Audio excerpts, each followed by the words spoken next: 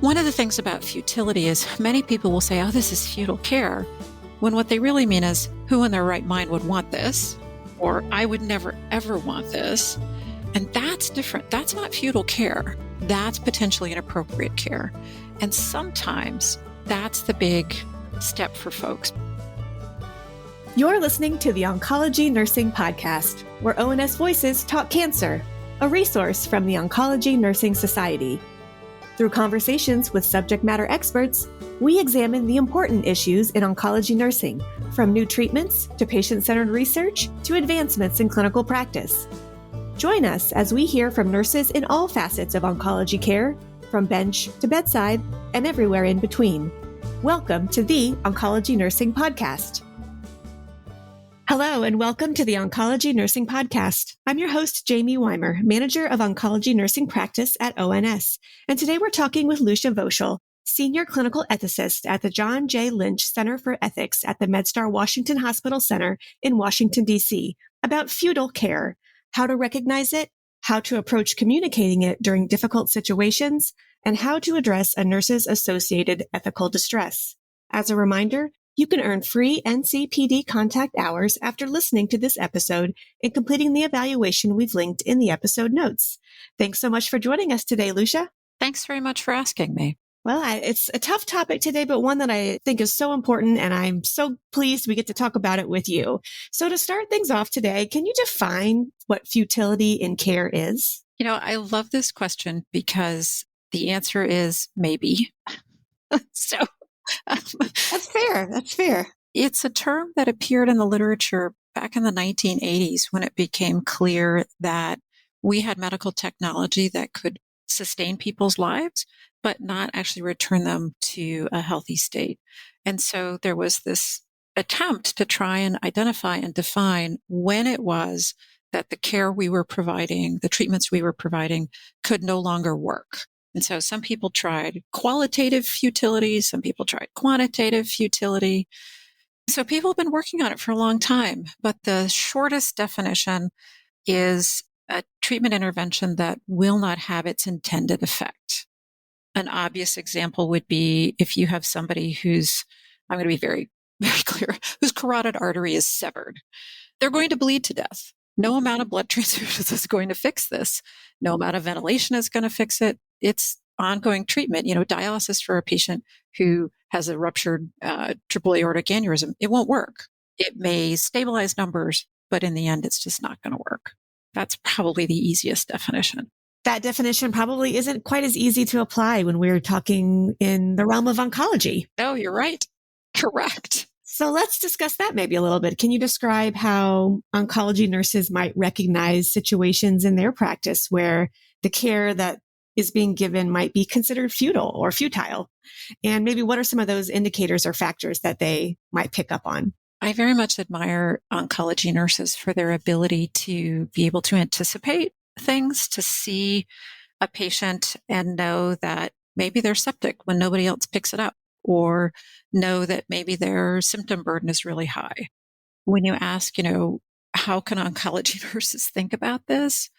I would say first and foremost, if your concern is that a patient isn't tolerating treatment and you're not in first line cancer treatment, but you're second, third, fourth, like this is not the first attempt at a curative intent, that's when people should really start wondering and worrying. And anytime there's high symptom burden, I always encourage people to think, maybe this isn't going to work. It might slow things down, which is a goal that some patients would actually choose, right? They would say, hey, there's a goal, like my daughter's getting married in a month. I can put up with anything for a month. Just please try and get me to that.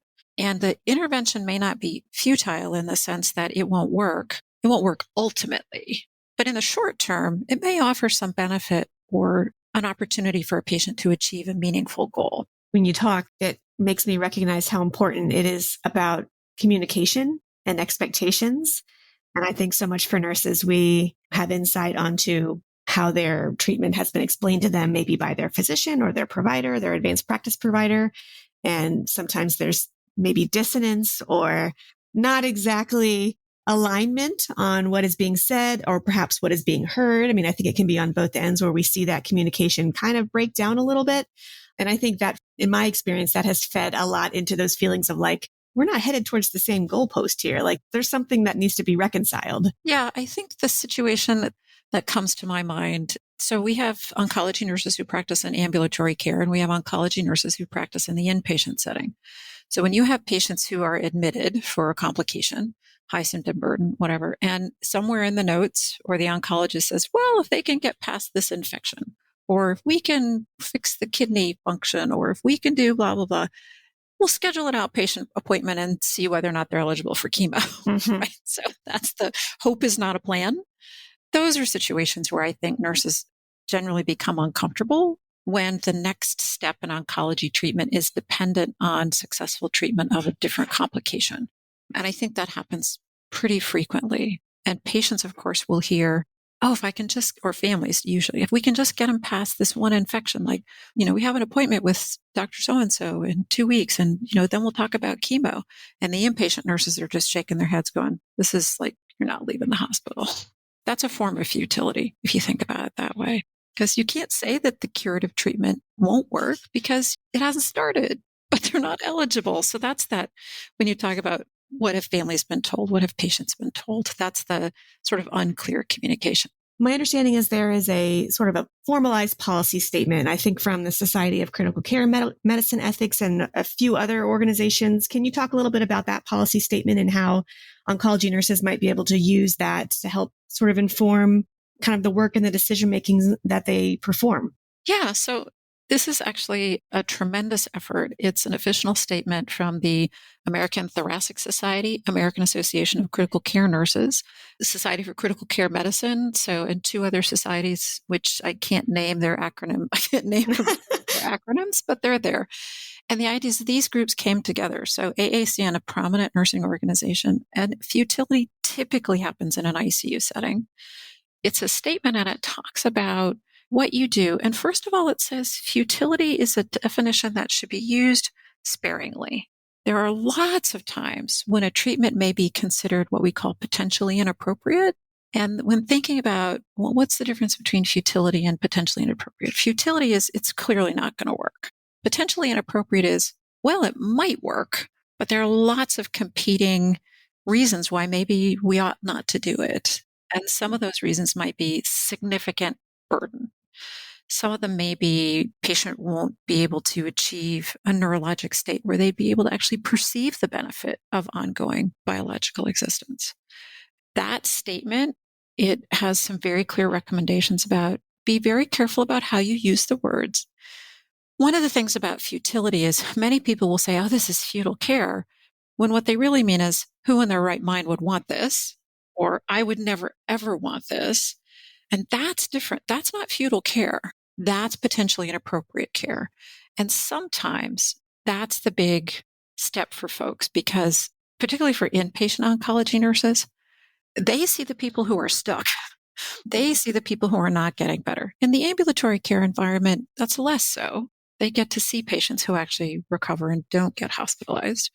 But I think this statement, what it does is it recognizes at a very high level, very credible professional society saying, sometimes it's futile and you shouldn't do it. You just shouldn't do it. You shouldn't offer it. You shouldn't do it. And sometimes it's potentially inappropriate and maybe offering it feels uncomfortable and you can acknowledge that. But that requires the negotiation with families and a really clear understanding about their values and goals. Those are the situations where I think nurses have conversations with patients and their assessment is the patient thinks that it's curative and the nurse knows that the intervention that's being provided is purely palliative. That's a misunderstanding. And so that's when it's potentially inappropriate, when the patient thinks that I'm going to do this, but it's because I'm going to get better. That's where it becomes really, really hard. I love talking with you because I know you bring an inpatient nurse focus and experience, and I have been strictly outpatient in my oncology practice. And so I just love being able to compare and contrast what those experiences might be like for nurses. And in that scenario, I am familiar and accustomed to having patients where they're on their fourth line, fifth line, sixth line. And as you said, It may not be futile in the definition of it's not going to work. It depends on how you define work. But also, again, it's that making sure that everyone is aligned on understanding if we go on to line 7 or 8 or however many they can pull out of the hat, there has to be an understanding that the risks and the benefits and how those play out and help support whatever those patients' values are.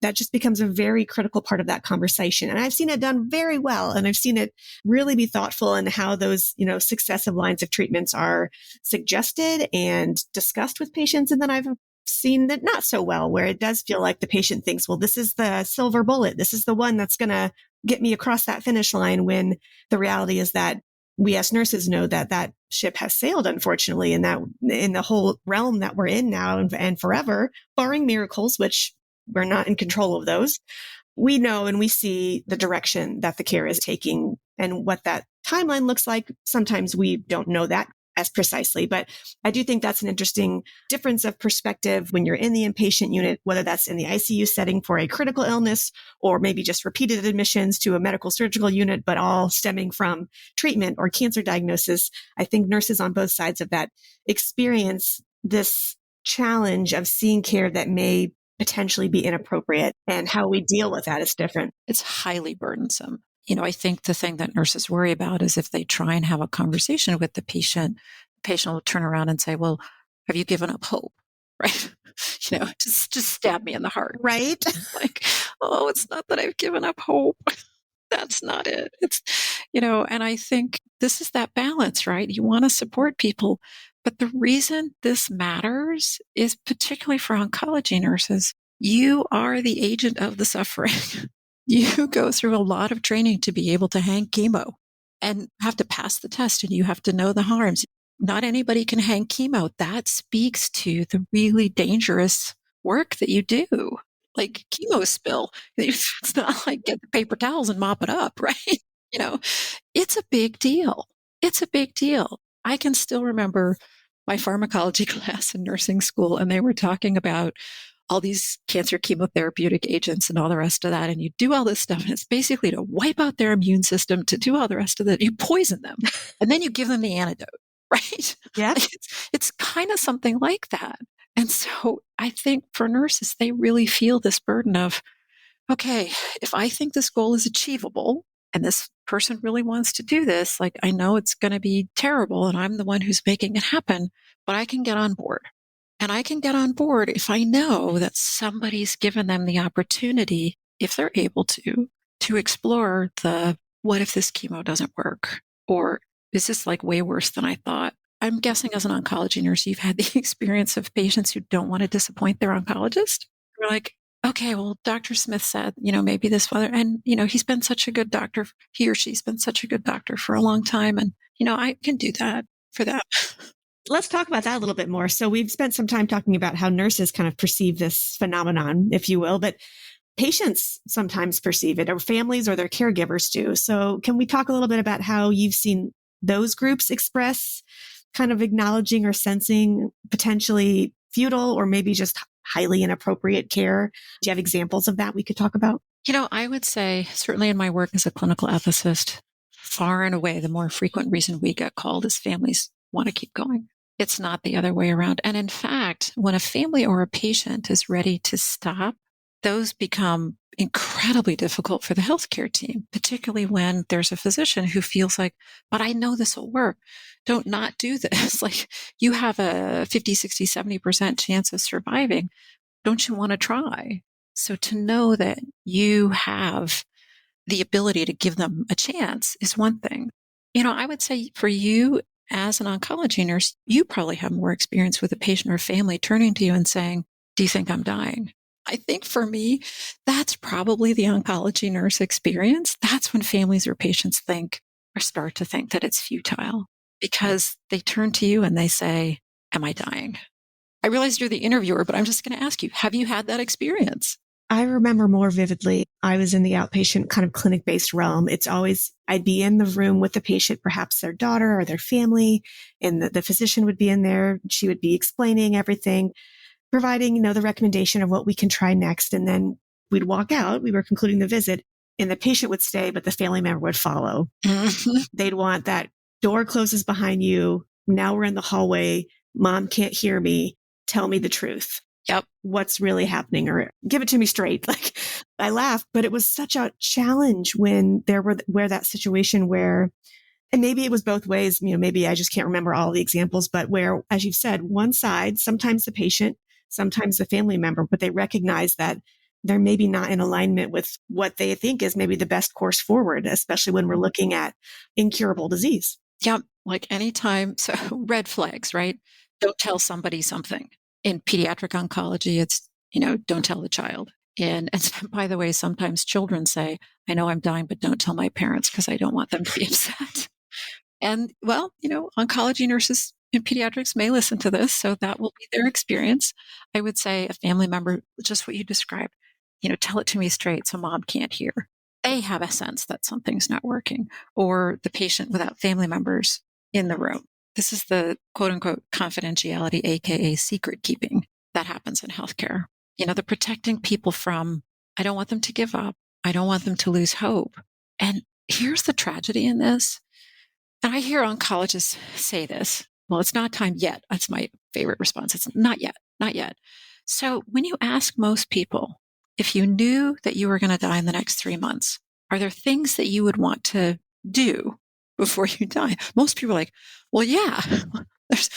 To fail to invite this conversation robs them of that choice. In my recent history, we had a patient was discharged, metastatic cancer. The patient, this is the terrible part about it, the patient could say very clearly, look, if you can't fix me, he was very much a charming, obstreperous old gentleman. Just let it go, blah, blah, blah. And left the hospital, and teams were talking about, we're building rapport with the family. And, nobody talks about hospice. This man was ripe for this. 3 days later, he's back.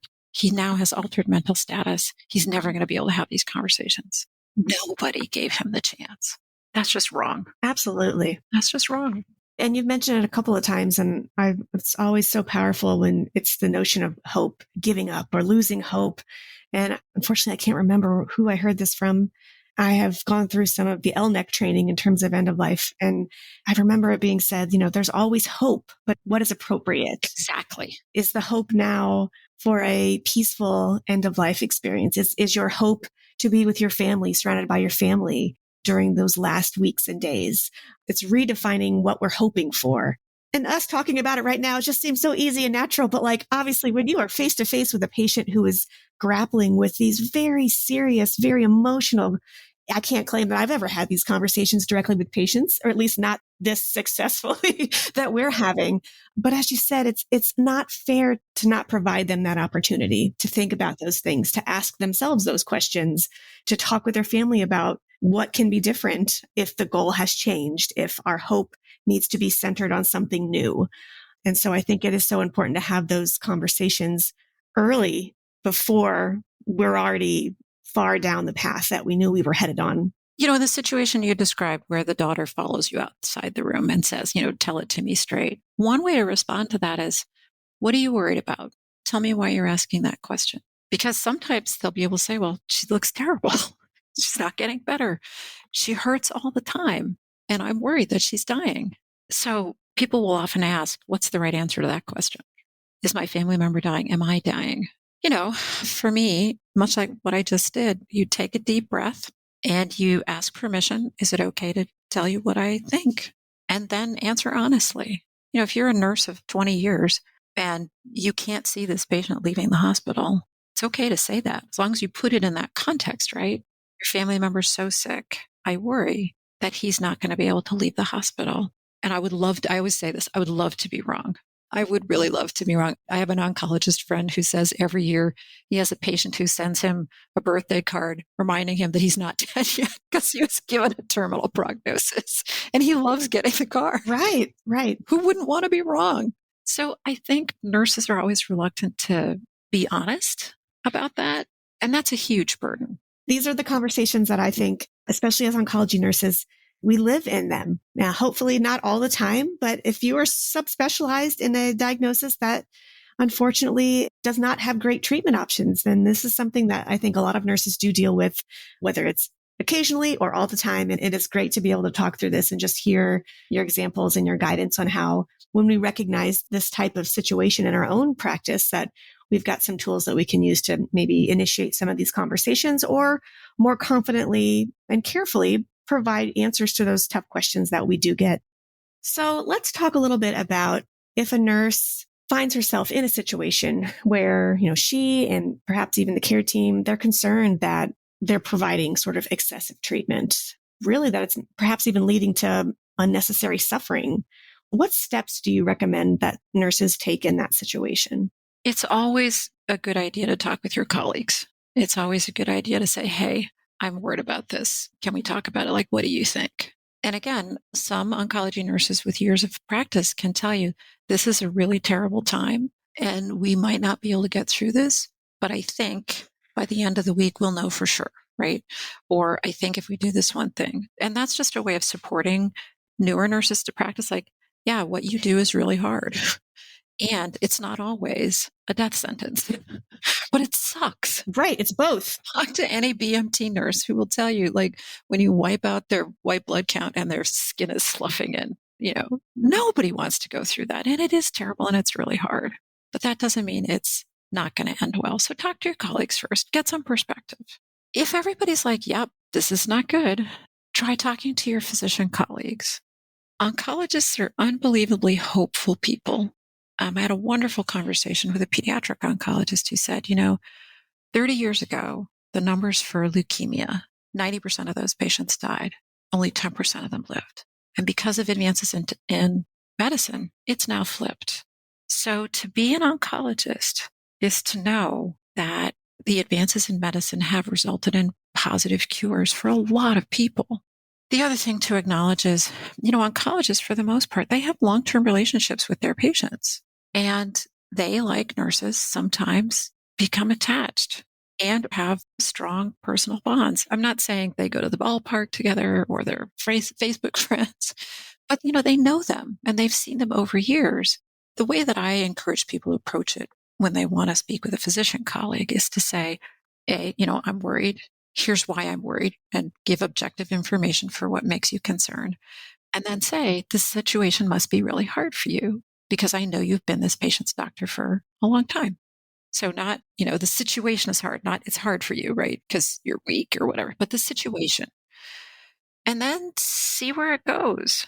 This is really hard for oncology nurses because I know an oncologist might say, no, we do this all the time. And there's still 2 or 3 lines of chemo and we could do that. I mean, I've had conversations with oncology nurses and these are the struggles that they have with a very optimistic, persistent, dedicated oncologist who, if there's a chemo regimen out there, they'll try it.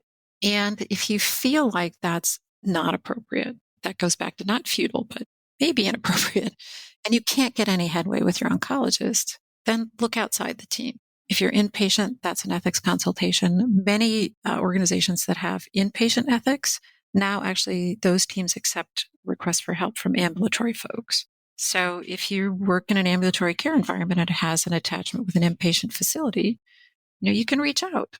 If they can't help you, they'll tell you that they can't help you.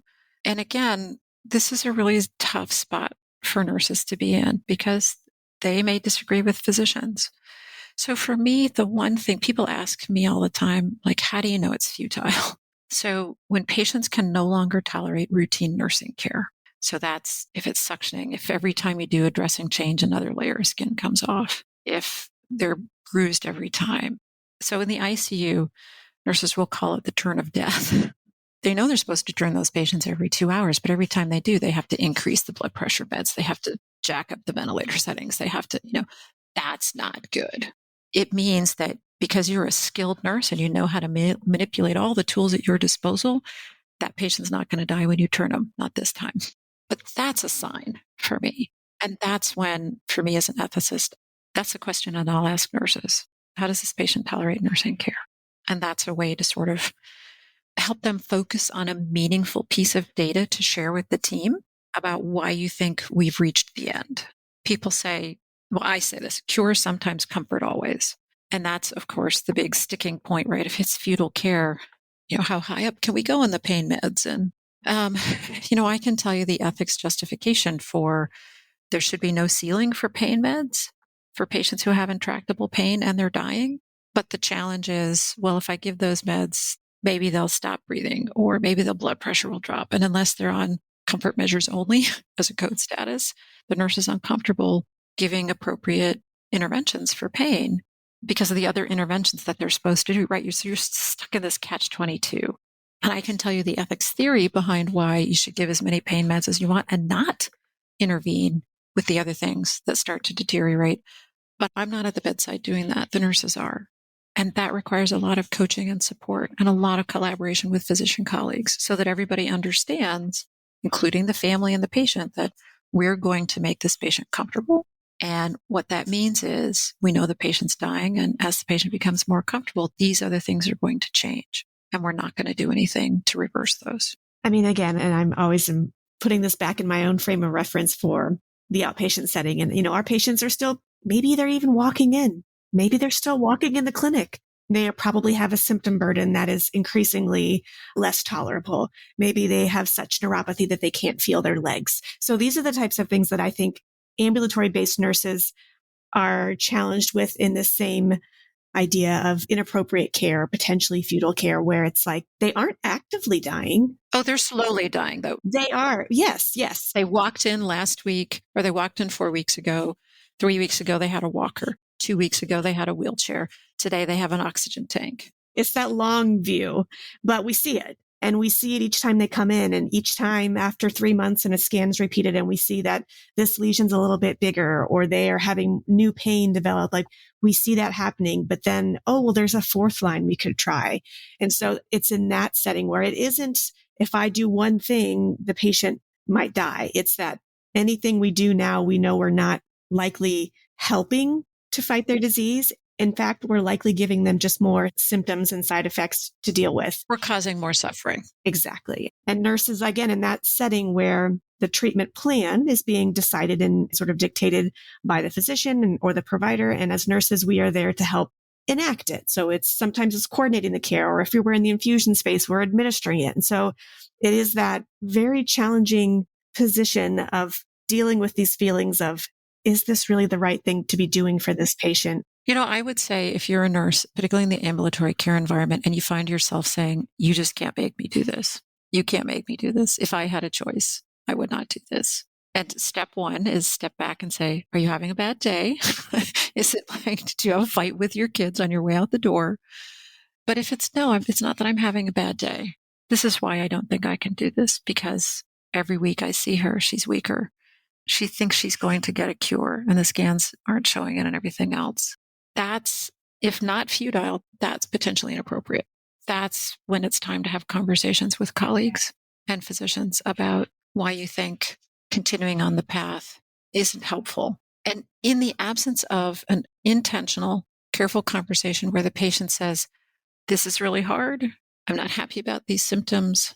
I have a goal. I'm okay doing this. Let's keep going. It's hard. It's like I have heard nurses say more than once, if I knew the patient had really good informed consent, in other words, if I knew they knew their hair was, everybody knows their hair is going to fall out, but right, I'm going to get neuropathy. I'm going to have incontinence. I'm going to have, and I'm okay with all of that for 6 to 8 weeks to get through, then nurses can get behind it because the patient can say to them clearly, I know what I'm in for and I really want to do this. And then there's the patient who says to you, I know what I'm in for. I really want to do this. But just because they want to do it, if somebody said to you, I want you to slap me in the face 7 times, you wouldn't do it. You wouldn't do it. And when a patient says, I really want this, like, please, you got to hang the chemo. At some point as a nurse, do you get to say, I'm sorry, I just can't do it. And I think the complicated answer for me is, yeah, as a nurse, you should be able to say that, but not abandon the patient in the moment, right? Not to say, Mary, I'm not hanging your chemo today. I'm out. But by the way, I know that happens. That means we have a nurse who hasn't had the opportunity to process all these ethical challenges and they've stacked up over time and they're broken because responsible nurses wouldn't do that. But nurses who are harmed by repeated opportunities to feel like they're just adding to patient suffering without offering them any benefit, that's a problem. But it does happen. You've given us a lot of great information, I think, about how to approach a physician. And this is not to say that physicians are always the one driving treatment that maybe isn't appropriate. I mean, I think it can come from, as we talked about, patient, family, physicians sometimes. It can come from a variety of angles, but I think you've given us some great tools to approach physicians when we do feel like maybe either that conversation with the patient hasn't happened or maybe needs to be revisited, or just as a nurse, as an independent clinician taking part in this patient's care, we have concerns. And I appreciate some of the techniques and tools you've given us to approach physicians just to understand and hopefully maybe provide our insight as nurses to their thinking and their thought process. I'm wondering if you have any experience when, as you've said, I think nurses, when they're approached directly by patients and if they are asked some of those more direct questions like, is this working? Am I dying? Nurses, I think, are very hesitant to say anything because I think we either have all experienced or heard of other nurses experiencing where they did give their personal opinion based on their experience of what they see to be the likely scenario unfolding. And when physicians hear about that, they are not pleased. Yes. Because that's not what they said, or they didn't say that. And how dare a nurse tell the patient that? Go outside her scope of practice. And right. So talk us through that. If you So how do we fix that, Lucia? So I'm looking at the magic wand on my desk that's broken. Just being clear. So I have learned that many oncology nurses work in an environment that's not healthy. Let's just start there. Let's just call it what it is. And if you're in an environment where your physician colleague doesn't feel like you should have conversations with patients about stuff like that, you're not in a good place. And I heard you say, right, an independent contributor to this team. You're not a robot. Big red flag. If your physician colleague says you may not talk to the patient about this, ding, ding, ding, ding, ding, that's a problem. Mm-hmm. That's a problem. And you need to step back and ask yourself, can I work with this individual?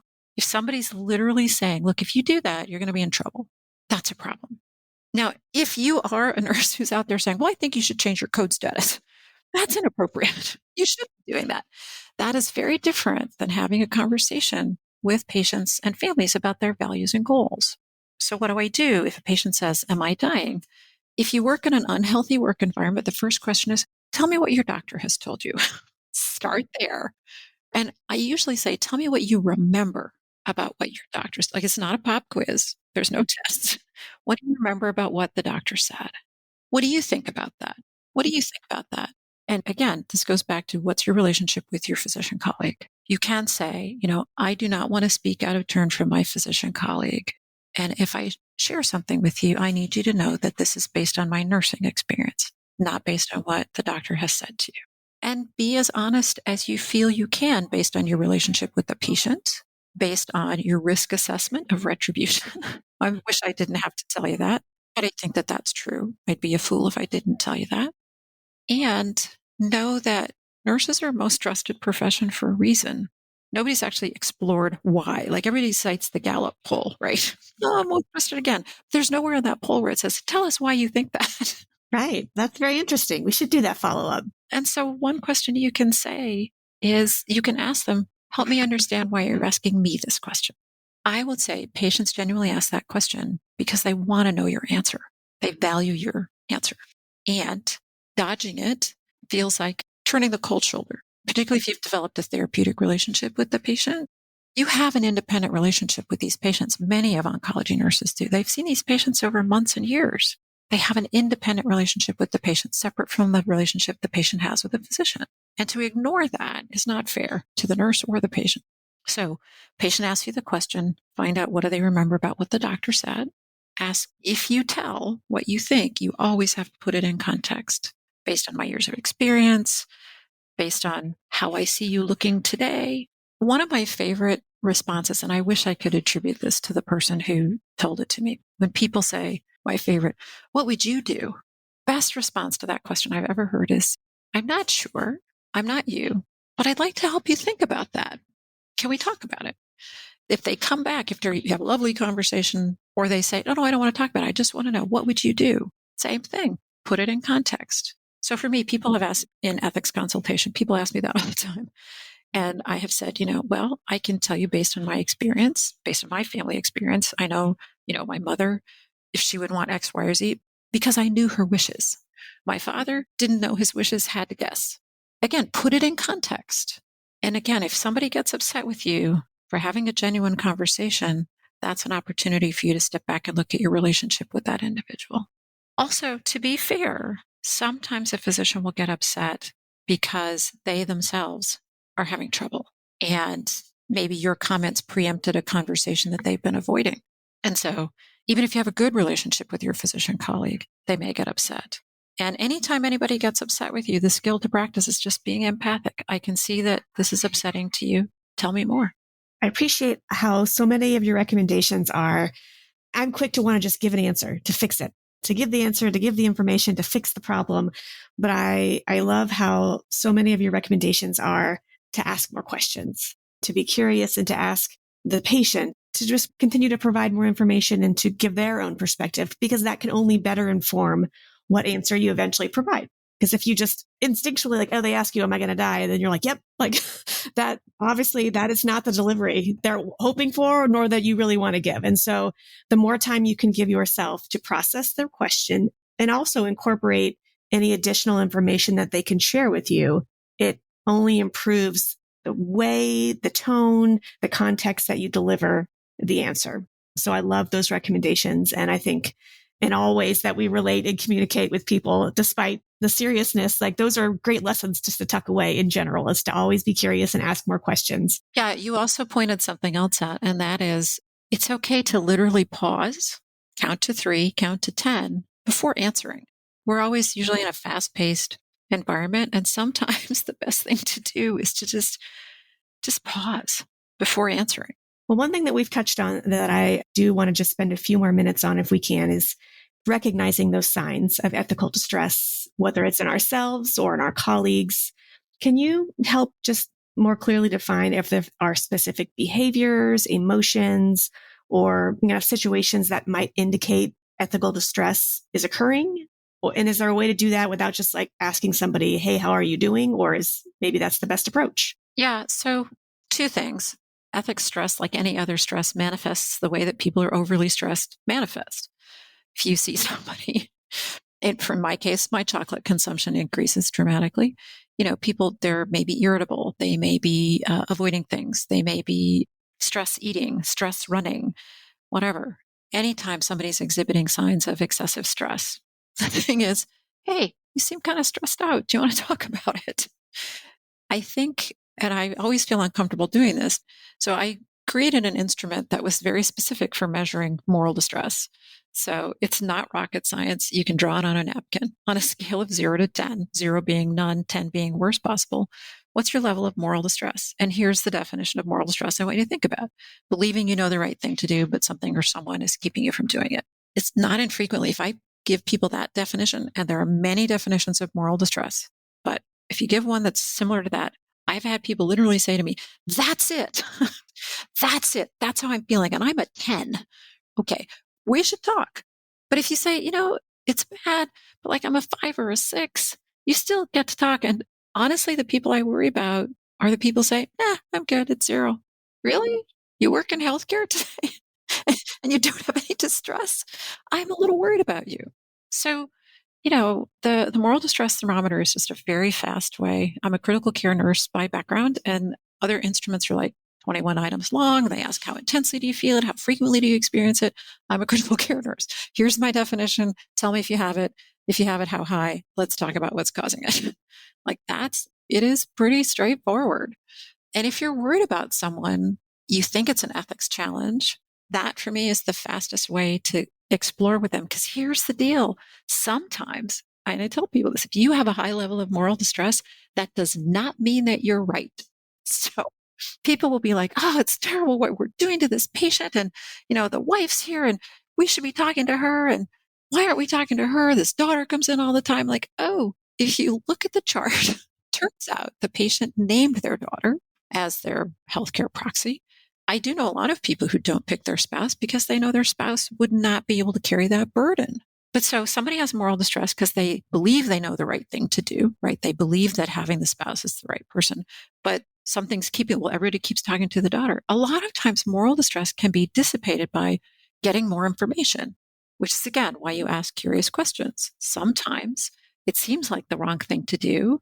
Like, she's coming in for this round of chemo and what's up with that? Like, turns out she's really, really, really hoping to get to her daughter's wedding in 2 weeks. So yes, under normal circumstances, we wouldn't do it.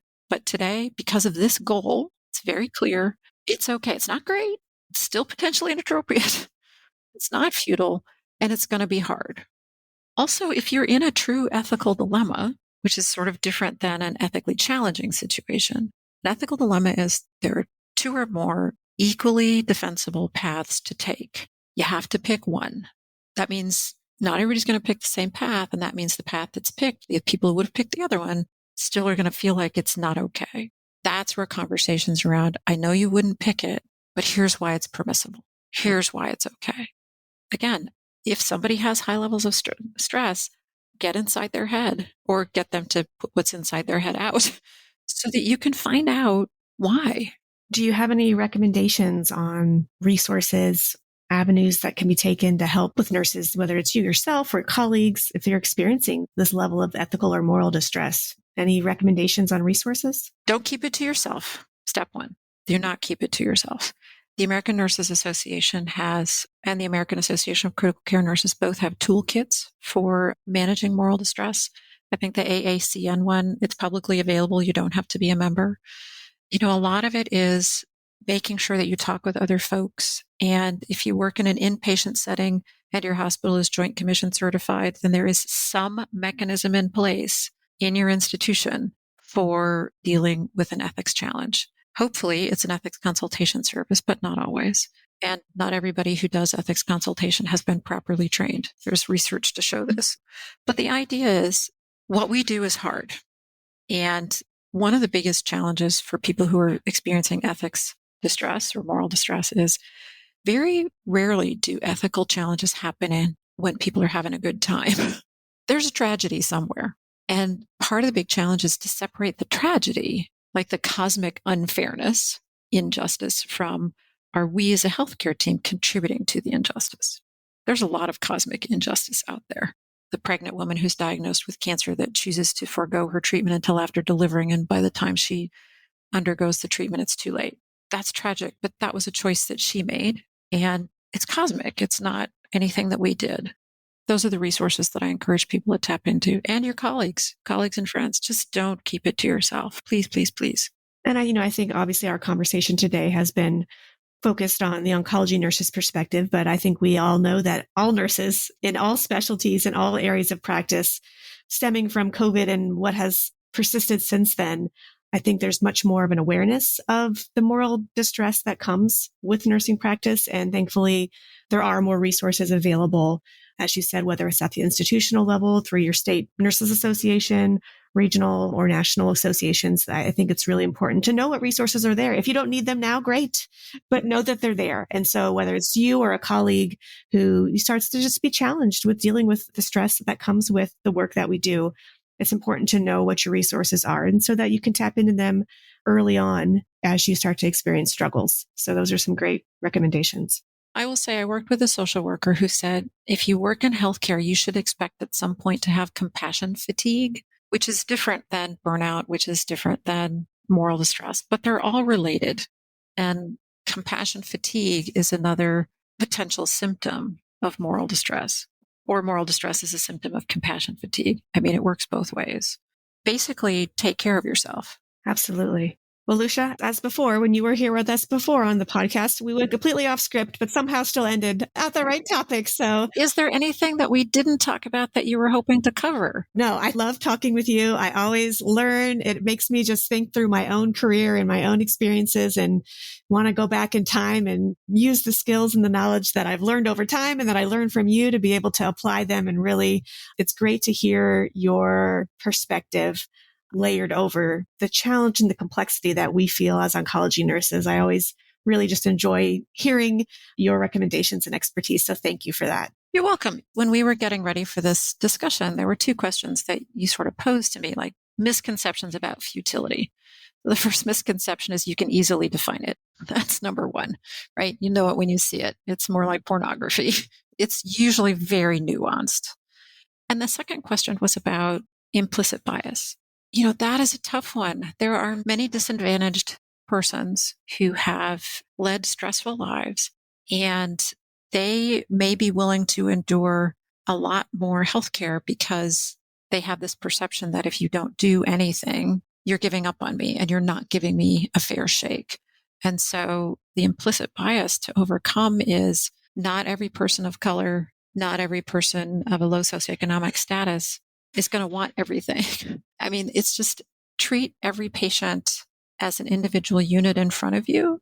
Recognize that they're all complicated and they may fit into a particular demographic category or a particular phenotypic presentation. It's hard for all of us right now when we think about social disparities, healthcare disparities, to believe that I would do that to anybody. That's why it's called hidden bias.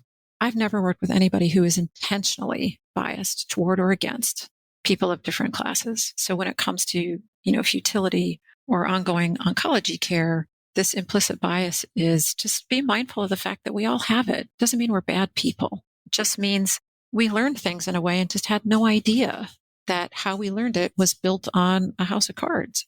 So you asked me those two questions, and I just wanted to make sure that I commented on those. I don't want people to feel badly about the fact that they work in healthcare and healthcare has systematically disadvantaged people for generations because you and your current practice didn't do it on purpose. Well, that's great. I think that those are important considerations to have, especially when you're in a situation that's already a little distressing because of the nature of the care, whether it's inappropriate or futile, but then to have to layer also the feelings of, is this patient already in a healthcare system that has created problems for them despite our best efforts? That's just another layer of distress that can then reflect back on the clinician. There's just a few more quick-fire questions I'd love to ask before we wrap up today's episode. What's something about this topic of futile care that's not often discussed, but you wish people knew more about? Stop watching medical drama on TV and start talking to people who work in real healthcare. Advances in technology have outpaced our ability to think about application of them ethically. So I'm going to say something that's very provocative and it may be perceived as a bias. So I just want to preface that. We have entire institutions now, a healthcare industry that is built on people who are chronically, critically ill. They're called long-term acute care facilities. They're different than nursing homes. These are people who require intensive care, but not intensive care that you get in an acute care setting. And people need to talk about that because 10, 15 years ago, those patients would have been considered receiving futile care. That's why this category potentially inappropriate is. I have yet to see a study where people volunteer to say, I want to die in a skilled nursing facility, not able to appreciate my surroundings, on a ventilator with tube feedings and dialysis. It's because very few people would pick that. That's that balance of hope and resignation. When you leave an acute care setting, your access to resources and people who are skilled in helping you have conversations about the limits of technology are fewer. And so please, please, please talk to your family and friends. That's a great segue into my next question. What additional training, education, resources do oncology nurses need to help just inform this whole notion of inappropriate care or futile care, and just to help improve those conversations? One, a thick skin, because if you start raising these conversations, people will accuse you of giving up. And it's not about giving up. It's about shifting. You said it earlier, hoping for what? So get a thick skin to protect your heart, because the reason you want to have these conversations is because you care deeply. And caring deeply means sometimes you have to do stuff that's hard. So recognize that it's hard. It's hard in a different way than studying for your chemo tests were, right? Right. It's hard in a different way. Different hard. Because it cuts at the core of probably who you are as a nurse, who you want to be as a nurse. And that's what I would say. The skill you need is a thick skin and bravery, courage to be willing to have these conversations. And then finally, are there any additional resources that we could direct our patients and maybe their families or our colleagues and providers if they want to learn more about just everything in this space? I would discourage any layperson from going to Google and typing in fetal care. It's complicated. It's really complicated. So anything when it comes to cancer care depends on what patients and families need is, do you have the ability to have an honest conversation with your doctor about what if the chemo doesn't work? That's really what they need to know. If you cannot have an honest conversation about what happens if the chemo doesn't work, I think that's a sign that they need to think carefully about being proactive for themselves. It's a hard space for them to be in, though. They've just been given a diagnosis that feels like a death sentence. And for some of them, it's not. There's a lot that can be done. But for others, it's a maybe death sentence, but you're going to have to go through some really horrible stuff. And for others, it's clearly a death sentence. The one component that we did not have time to thoroughly integrate into our conversation today was the notion of palliative care and how that should be incorporated and should hopefully follow this whole process along to potentially avoid some of these ethical distressing scenarios that we're in. By the way, you asked that question, patients and families, what do they need to know? They need to ask for a palliative care consult at cancer diagnosis, period. They need to ask for it. What nurses can do is, you mentioned LMEC, which of course is a lot of information. Primary palliative care is essential. So learning how to be part of primary palliative care. So look up primary palliative care, because I know our time's up. We've already talked way too long. I'm sorry. No, as always, Lucia, it's wonderful to have you on our podcast. I've always learned so much. Do you have any other final comments you'd like to share with our listeners today? Thanks for the work that you do, for being providers who can live in the space of sometimes these patients are going to get better, sometimes they're not, and you're with them regardless of which path they're on. So I really admire oncology nurses. Thanks for the work you do. Thank you so much. Thank you for listening to the Oncology Nursing Podcast. Tell us about your favorite part in this episode by leaving a review wherever you download your podcast. For more resources and information about oncology nursing, visit us at ons.org or voice.ons.org. The ideas and opinions shared in this episode represent those of the guest and not necessarily ONS.